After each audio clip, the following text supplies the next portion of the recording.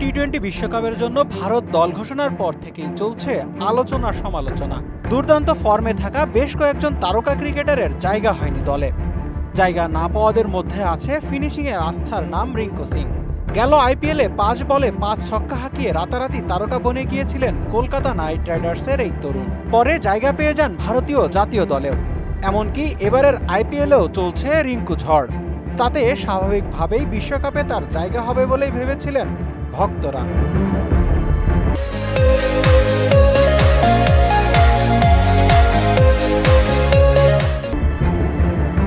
জাতীয় দলের জার্সিতে 15টি টি-20 খেলে 356 রান করেছেন রিঙ্কু, যেখানে 89 গড়ের পাশাপাশি তার স্ট্রাইক রেট 176।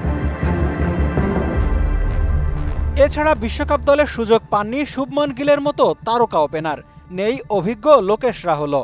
তবে আইপিএলে খারাপ খেলেও টি-20 বিশ্বকাপের দলে জায়গা পেয়েছেন হার্দিক পান্ডিয়া। শুধু জায়গা পাওয়াই নয়, দলের সহ অধিনায়কও তিনি। তার থাকা এবং রিঙ্কুর না থাকা নিয়ে দেশটির সংবাদ সংস্থা পিটিআইকে ব্যাখ্যা দিয়েছে বিসিসিআই। তারা বলছে, অনেক বিতর্ক হলেও শেষমেশ অভিজ্ঞতার জোরেই দলে ঠাঁই হয়েছে হার্দিকের। মূলত হার্দিক পান্ডিয়া আর শিবম দুবের জায়গা পাওয়ায় বাদ পড়েছেন রিঙ্কু। শুভমন গিলেরও একই অবস্থা।